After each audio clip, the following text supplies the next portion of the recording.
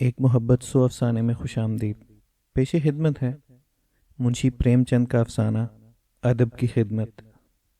पंडित शारदा प्रसाद त्रिपाठी जब बाप की आखिरी रसूम की अदायगी से फारग हो चुके तो उन्हें मुआश की फिक्र हुई। बाप ने उनके लिए सिर्फ 200 रुपया और एक छोटा सा मकान छोड़ा था। ये 200 रुपया खर्च हो जाने के बाद गुजारा किस तरह होगा, पेट किस तरह पालेंगे, इसी फिक्र में त्रिपाठी जी घुले जाते थे।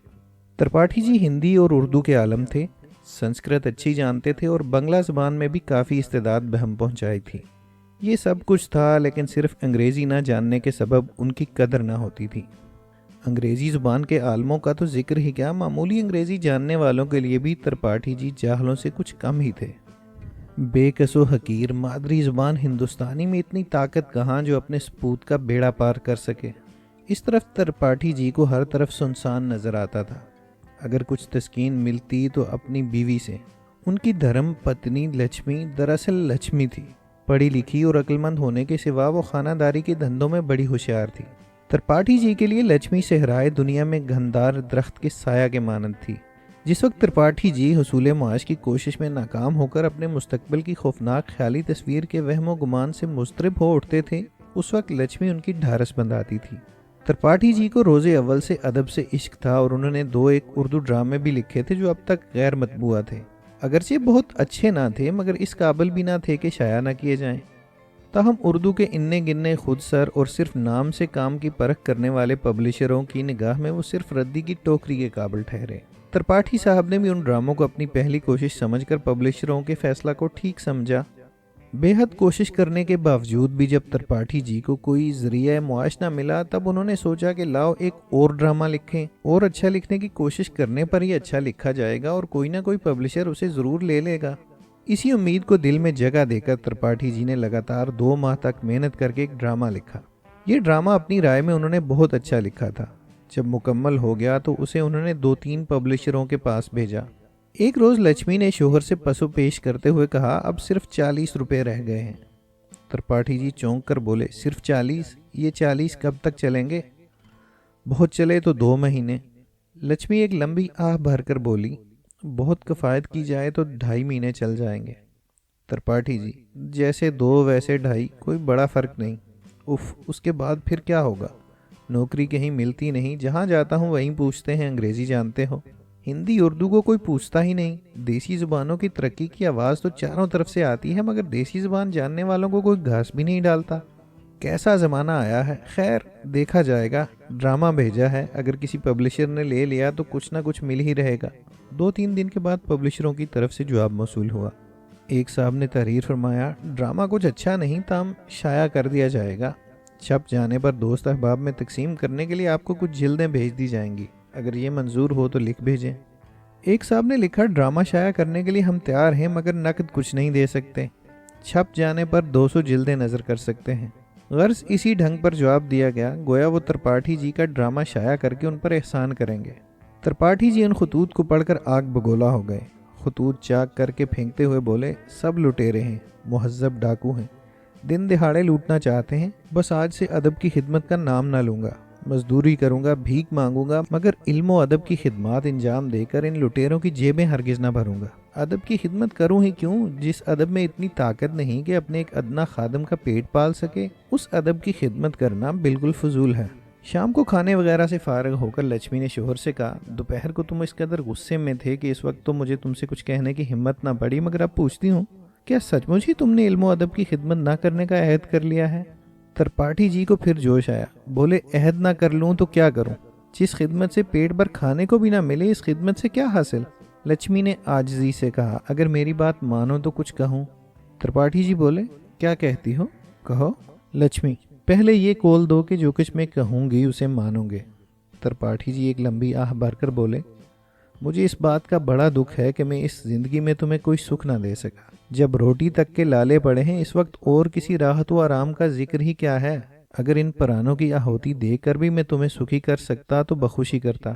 ये कहते कहते त्रिपाठी जी का गला भर आया। लक्ष्मी की आंखों में आंसू भर आए। उसने शोहर के शाने पर सर रखकर कहा, मुझे तुम्हारे चरणों की सेवा में जो सुख मिलता है वो राज सिंहासन मिल जाने पर भी नहीं मिल सकता। अब मैं जो कहती हूँ वो करो।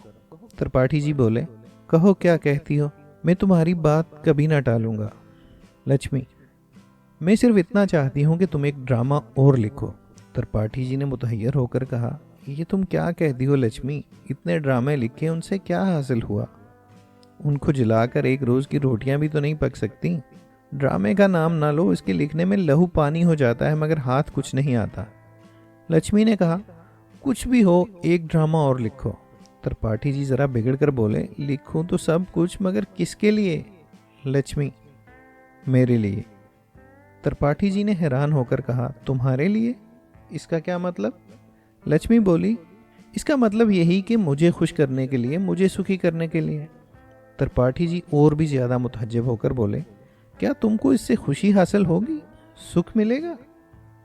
लक्ष्मी, हाँ, खुशी हासिल होगी, सुख मिलेगा। त्रिपाठी जी, तुम्हारी बात मेरी समझ में बिल्कुल नहीं आती, लेकिन तुमको इससे सुख मिलेगा तो मैं ज़रूर लिखूंगा, सिर्फ तुम्हें खुश करने के लिए लिखूंगा। लक्ष्मी, अच्छा ये भी बता दो ड्रामे का मजमून क्या होगा? त्रिपाठी जी, ये अभी कैसे कहूँ, सोच लूँ फिर बताऊंगा। लक्ष्मी, मेरी ख्वाहिश है कि तुम आप बीती लिखो। त्रिपाठी, आप बीती का क्या मतलब है? लक्ष्मी, मतलब तो मैं कुछ नहीं जानती, आप बीती के जो मानी होते हैं वही मानी हैं। त्रिपाठी जी कुछ देर तक सोच कर बोले, मैं तुम्हारा मतलब समझ गया, अच्छा लिखूंगा। त्रिपाठी जी ने एक माह की सख्त मुसलसल मेहनत के बाद ड्रामा तैयार किया। लक्ष्मी को ड्रामा देकर बोले, लक्ष्मी ये ड्रामा मैंने सिर्फ तुमको खुश करने के लिए लिखा है, इसलिए इसे तुम ही रखो। अगर तुम्हें इससे ज़रा भी खुशी हासिल होगी तो मैं समझूंगा मेरी मेहनत सफल हुई। 2-3 दिन के बाद लक्ष्मी ने शोहर से कहा, तुमने 5-6 दिन हुए कि कहा था यहाँ एक थिएटर की कंपनी आई हुई है, मेरी ख्वाहिश है कि ये तुम इसके मालिक को दिखाओ, मुमकिन है वो इसे ले लें? त्रिपाठी जी, मैं अब कहीं ना ले जाऊंगा, मैंने इसे सिर्फ तुम्हारे लिए ही लिखा है। लक्ष्मी, अच्छा मेरी ही चीज़ समझ कर ले जाओ। त्रिपाठी जी, इससे कुछ हासिल ना होगा। लक्ष्मी, ना हो तुम उसे ले तो जाओ। दूसरे दिन त्रिपाठी जी वो मसवदा लेकर कंपनी के मैनेजर के पास पहुंचे। मैनेजर को ड्रामा दिखाया। मैनेजर ने कहा, ड्रामा अच्छा मालूम होता है, हम उसे एक शर्त पर लेते हैं, हम उसे तैयार करते हैं, गालबन 1 माह में तैयार हो जाएगा। तैयार हो जाने पर हम उसे यहीं खेलेंगे। खेले जाने पर अगर लोगों ने पसंद किया तो हम आपको 500 रुपया नज़र करेंगे, लेकिन अगर लोगों ने पसंद ना किया तो हम कुछ ना दे सकेंगे। त्रिपाठी जी ने यह शर्त फ़ौरन मंजूर कर ली। आज त्रिपाठी जी का ड्रामा पहली दफ़ा खेला जाएगा। शाम को लक्ष्मी ने शोहर से कहा, आज ड्रामा खेला जाएगा, तुम ज़रूर जाओगे? त्रिपाठी जी ने जवाब दिया, क्या करूँगा जाकर, जो कुछ होगा कल मालूम हो जाएगा। लक्ष्मी, मालूम क्या हो जाएगा, तुम्हें ज़रूर जाना चाहिए। त्रिपाठी जी बोले, चला तो जाता, मगर इन बुरे हालों जाना मुनासिब नहीं, टोपी भी फटी है, जूता भी टूटा हुआ है, इस तरह कैसे जाऊं? लक्ष्मी ने इसका कुछ जवाब ना दिया, चुपचाप कोठली के अंदर चली गई। कुछ देर के बाद कोठली से निकलकर उसने शोहर के हाथ में 10 रुपए दिए और कहा, अपने लिए ज़रूरी चीज़ें ले आओ, ये रुपए मैंने किसी न किसी तरह ऐसे ही मौके के लिए बचा रखे थे। रात को त्रिपाठी जी ड्रामा देखने के लिए पहुंचे। नया तमाशा होने के सबब भीड़ काफ़ी थी। त्रिपाठी धड़कते हुए दिल से तमाशा शुरू होने का इंतज़ार करने लगे। वक्त मुकर्ररा पर पर्दा उठा, तमाशा शुरू हुआ। त्रिपाठी जी तमाशा देख रहे थे मगर कान तमाशाइयों की गुफ्तगू पर लगे हुए थे। पहला एक्ट ख़त्म हुआ। पर्दा गिरते ही तमाशाइयों में रायजनी होने लगी। एक साहब ने फरमाया, तमाशा तो कुछ ढंग का नहीं मालूम होता। दूसरे साहब बोले, अजी बिल्कुल रद्दी है, नाम बड़े और दर्शन छोटे। इसी तरह औरों ने भी ऐसा ही कहा। त्रिपाठी जी का हौसला पस्त हो गया और दुखी होकर हाल के बाहर आए। बाहर आकर मैनेजर के पास पहुंचे। मैनेजर उन्हें देखते ही बोल उठा, पंडित जी तमाशा तो पास होता मालूम नहीं होता। त्रिपाठी जी ने कहा, मेरी तकदीर, और क्या कहूँ। इसके बाद उनका दिल इस कदर ख़राब हुआ कि उन्होंने बाकी मानदा 2 एक्ट देखना ही मुनासिब न समझा। चुनाचे वो चुपचाप घर को चल दिए। शोहर को जल्दी लौटते देखकर लक्ष्मी ज़रा मुतहैयर होकर बोली, जल्दी कैसे चले आए? त्रिपाठी जी, चला आया, दिल नहीं लगा। लक्ष्मी, क्यों? त्रिपाठी जी, लोगों ने कुछ पसंद नहीं किया। लक्ष्मी मुतहज्जिब होकर, हैं, पसंद नहीं किया? ये कभी मुमकिन नहीं। त्रिपाठी जी, मुझे इसकी कुछ फिक्र नहीं, मैंने तो वो तुम्हारे लिए लिखा है, तुमने उसे पसंद किया, मेरी मेहनत सफल हुई, अब चाहे उसे कोई पसंद करे या ना करे। लक्ष्मी, मगर मुझे यकीन है कि लोग उसे ज़रूर पसंद करेंगे। इस ड्रामे में दिल के सच्चे जज्बात ज़ाहिर किए गए हैं। वो लिखा गया है एक इंसानी दिल को मुतासर करने के लिए, खा मेरा दिल हो या किसी और का। ऐसी हालत में अगर वो तमाशाइयों के दिल पर असर न डाले तो बड़े तहज्जुब की बात होगी। मुझे यकीन नहीं आता कि तमाशाइयों के पहलू में दिल ही नहीं है। त्रिपाठी जी, तुम नाहक फिक्र करती हो। मुझे उस वक्त तो ज़रूर तकलीफ़ हुई थी, मगर तुम्हारे पास आते ही मेरा सब दुख दूर हो गया, क्योंकि मुझे ये बात याद आ गई कि वो तुम्हारे लिए लिखा गया था और तुमने उसे पसंद किया था। अब मुझे और कुछ नहीं चाहिए। लक्ष्मी ने मुस्कुराकर गले में बाहें डाल दी। उस रात को मियाँ बीवी बेफिक्र होकर राहत की नींद सोए। दोनों के दिल बाहमी प्यार और मोहब्बत से लबरेज थे। कल क्या होगा, इसकी फिक्र दोनों में से किसी को ना थी। दूसरे दिन सुबह के 9 बजे कंपनी के चपड़ासी ने त्रिपाठी जी के मकान पर आकर उन्हें एक चिट्ठी दी। चिट्ठी मैनेजर की लिखी हुई थी। मैनेजर साहब ने लिखा था, डियर पंडित जी, कल तो आप ऐसे गायब हुए कि पता भी ना लगा। इतनी जल्दी घर जाने की क्या ज़रूरत थी। मुझे अफसोस है कि कल आपने अपने ड्रामे के बाकी 2 एक्ट ना देखे। इन 2 एक्टों को पब्लिक ने बेहद पसंद किया। आज भी आपका ड्रामा खेला जाएगा। आपके ड्रामा को पूरी कामयाबी हासिल हुई और इसके लिए मैं आपको मुबारकबाद देता हूँ। आपके 500 रुपये बतौर अमानत रखे हैं, आकर ले लीजिए। साथ ही एक दरख्वास्त और है, हम चाहते हैं कि आप हमारे मुस्तकिल ड्रामा आर्टिस्ट हो जाएं। इसके लिए हम आपको 150 रुपया माहवार पेश करेंगे। उम्मीद है कि आप हमारी इस दरख्वास्त पर ज़रूर गौर फरमाएंगे। आपका सादिक मैनेजर। त्रिपाठी जी ने चिट्ठी लेकर लक्ष्मी को दिखाई और बोले, ये सब तुम्हारी इनायत का फल है। लक्ष्मी ने कहा, नहीं, ये तुम्हारी निष्फल अदबी खिदमत का फल है। खिदमत कभी निष्फल नहीं जाती।